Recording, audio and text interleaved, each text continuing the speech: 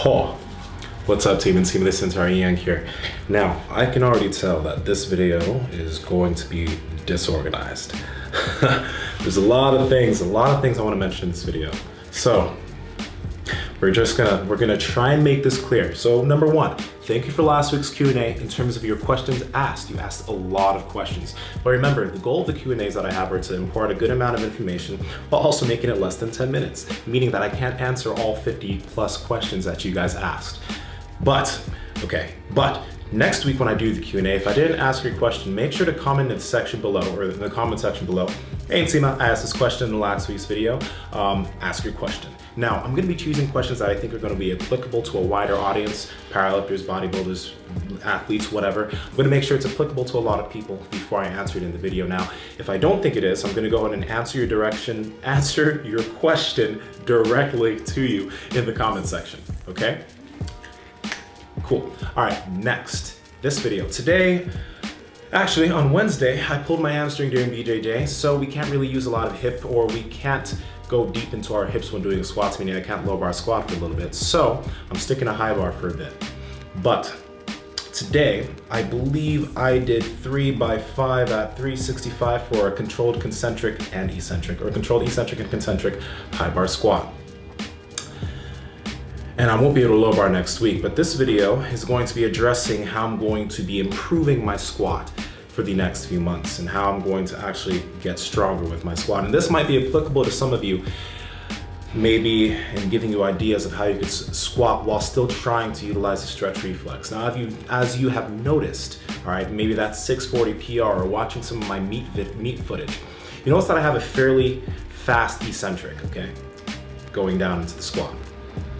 Now, that doesn't mean that it's a dive bomb, because a dive bomb is just going down and hoping you'll make it back up. You'll probably lose position, your torso will probably crumple, your hips will probably escape, but you're gonna hope, okay, you're gonna make it out of the hole. That's not what I'm doing. I'm controlling the eccentric so I can still use the stretch reflex at the bottom. But I believe that if I can control the eccentric even more, right, and use the stretch reflex towards the last fourth of my squat, I'll be able to get more out of it. So I'm gonna be practicing that. Typically, what my plan would be was Tuesday, I'm gonna be high bar squatting between 60 and 72% of my 1 rep max. Thursday, I'm gonna be low bar squatting between 75 and 83 or 84%. That means I'm gonna be probably within the 5 to 7 rep range on Thursday. And then Saturday, I'm also gonna be low bar squatting, but this is gonna be at a higher intensity, anywhere between 85 to 92 or 93% within the 2 to 5 rep range for my squat. It would be high bar, low bar, low bar. That's my typical plan. But since I can't do low bar squat because of my hamstring, I'm gonna be having to go high bar, high bar, high bar with a very similar plan, probably for the next 2 weeks until my hamstring fully heals. So how can you apply this to yourself, or how does this potentially help you? Because right now, this seems very specific to me, and it kind of is. If you are a dive bomber, okay? If you're someone who just goes straight into the hole, loses control, your hips escape, your torso crumbles, it may be a good idea for you to concentrate more on controlling that eccentric portion of your squat, and maybe not even using any stretch reflex and just controlling the concentric also.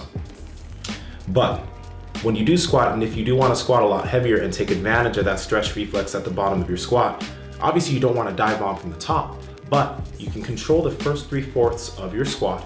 Then when you get into the hole, you don't just release. You still keep tight, but you speed yourself up into the hole so that you can have a faster concentric out of the bottom of the hole. That can help you out, and that can help you have a better squat in the long run.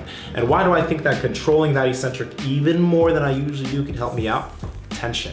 Now, when you build up, or when you're able to maintain a strong position, moving heavy weight, and in a slower fashion, potentially you may be able to build a little bit more muscle. You'll be a little bit more stable over time because you're going to adapt to getting used to that tension. And because of that, you'll still be able to use the stretch reflex at the bottom if you release at the bottom. That could potentially help me to be able to handle more load in the future, because let's say I have 700 pounds on my back.